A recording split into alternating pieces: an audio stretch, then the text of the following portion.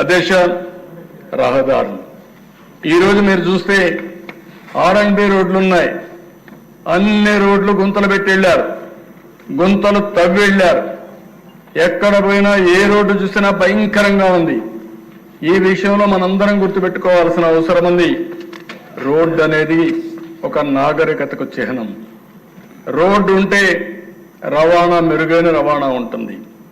రెండోది, గ్రామాల్లో మనం రైతు పండించే పంట కూడా మార్కెట్కి తీసుకుపోయే అవకాశం ఉంటుంది.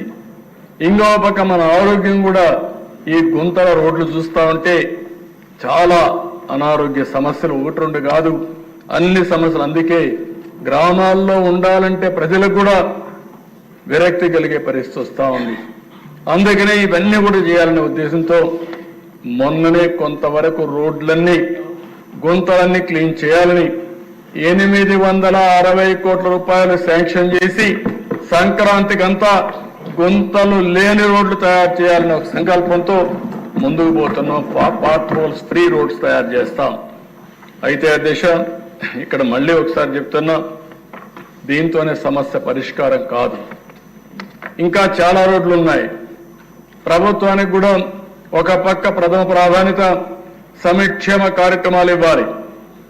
ఇంకో పక్క కేంద్రం నుంచే ఇచ్చే డబ్బులకు మనం మ్యాచింగ్ గ్రాంట్ ఇవ్వాలి. మూడో పక్కన అభివృద్ధి కార్యక్రమాలు చేయాలి. అప్పుడే మళ్ళీ ఆదాయం పెరుగుతుంది. అదే సమయంలో మనం రోడ్లు కూడా వేసుకోవాల్సిన అవసరం ఉంది.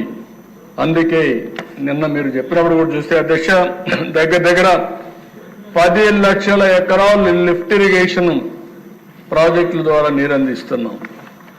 దుర్మార్గం మీరు ఒకసారి చూస్తే, నేను ఎప్పుడు ముఖ్యమంత్రి అయినా లిఫ్ట్ ఇరిగేషన్ అన్నిటికీ డబ్బులు ఖర్చు పెట్టి రిపేర్ చేయడం, మళ్ళా కొత్తగా ఒకరు వస్తే అన్నీ కూడా అక్కడనే మోటార్లు కూడా అమ్ముకొని వెళ్ళిపోవడం, అవి కూడా దొంగిలించుకొని పోవడం. ఇప్పుడు అధ్యక్ష, దగ్గర 4 లక్షల ఎకరాలకు నీళ్లు ఇవ్వలేని పరిస్థితి. ఏం చేయాలో తెలియదు. ఒకవేళ చేసినా 5 ఏళ్ల తర్వాత మళ్ళా పోయే పరిస్థితి వస్తుంది. ఇలాంటివన్నీ కూడా పరిష్కారం చేసుకోవాల్సిన అవసరం ఉంది. అందుకని సర్వీస్ ప్రొవైడర్ అని చెప్పి నేను మాట్లాడాను. పేదవాళ్ళ మీద భారం పడకూడదు, ప్రజల మీద భారం పడకూడదు. కానీ అదే సమయంలో వాళ్ళ జీవన ప్రమాణాలు పెరిగేట్టుగా ఈ యొక్క రోడ్ల వ్యవస్థ కానీ, టెలికమ్యూనికేషన్ కానీ, కరెంటు కానీ ఇవన్నీ ఉండాల్సిన అవసరం ఉంది. అందుకే నేను ప్రపోజ్ చేసింది ఇది కూడా ఆలోచించమని కోరాను. నా ఉద్దేశం, ఒక్క నేషనల్ హైవేస్ అన్ని బాగుండడం కాదు, ఎక్కడ నేషనల్ హైవే ఎక్కినా చాలా బాగుంటుంది. అక్కడి నుంచి స్టేట్ హైవే పోగానే ఇంకా గుంతలు, ఇంకా భయంకరమైన రోడ్లు వచ్చే పరిస్థితి ఉంది. దీనికి కూడా పూర్తిగా పరిష్కార మార్గం చూడాల్సిన అవసరం ఉంది. దానికి ప్రభుత్వం కట్టుబడి ఉన్నామని చెప్పి తెలియజేసుకుంటూ, ఇంకా నేను చర్చించిన తర్వాత వినూత్నమైన ఆలోచనతో ముందుకు వచ్చి, రాష్ట్రంలో ఒక్క నేషనల్ హైవే కాదు, ఆ ఊరికి మళ్ళా దేశ ఊర్లోకి పోతే సిమెంట్ రోడ్ ఉంది, ఊర్లో సిమెంట్ రోడ్ ఉంది. నేషనల్ హైవే అయితే 2 లేన్, 4 లేన్, 6 లేన్, 8 లేన్స్ వచ్చేసాయి. కానీ మధ్యలో మాత్రం గోతులు పడ్డ రోడ్లు ఉన్నాయి. దీన్ని పరిష్కారం చేయాల్సిన అవసరం ఉంది. దీన్ని ఏ విధంగా చేయాలో చేస్తామని చెప్పి కూడా నేను మీకు తెలియజేస్తున్నాను. మొన్నే సమీక్ష చేశా. కొంత వాళ్ళు కూడా వెసులుబాటు కావాలంటే అవన్నీ ఇచ్చాం. 75,000 కోట్ల రూపాయలతో నేషనల్ హైవే ప్రాజెక్టులు మన రాష్ట్రంలో జరుగుతున్నాయి. 2.5 సంవత్సరాల్లో పూర్తి అవుతాయి.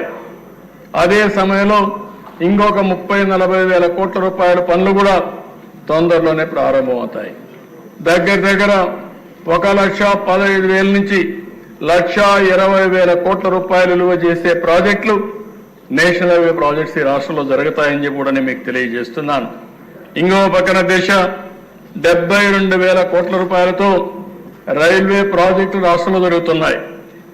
దాన్ని కూడా సమీక్ష చేశాం. రైల్వే స్టేషన్స్ ఆధునీకరణ కానీ, ఎక్కడైనా మనకుంటే ఫ్లైఓవర్స్ కానీ, అండర్ పాస్లు కానీ, ఇంకో కొత్త రైల్వే లైన్ కానీ, ఇవన్నీ కూడా శ్రీకారం చుడుతున్నాం. మొన్నే మీరు చూస్తే అమరావతి రైల్వే లైన్ కూడా కేంద్రం సహకరించారు. దానికి కూడా వారికి మనస్ఫూర్తిగా అభినందనలు తెలియజేస్తున్నానని మీ ద్వారా తెలియజేస్తున్నాను అధ్యక్ష.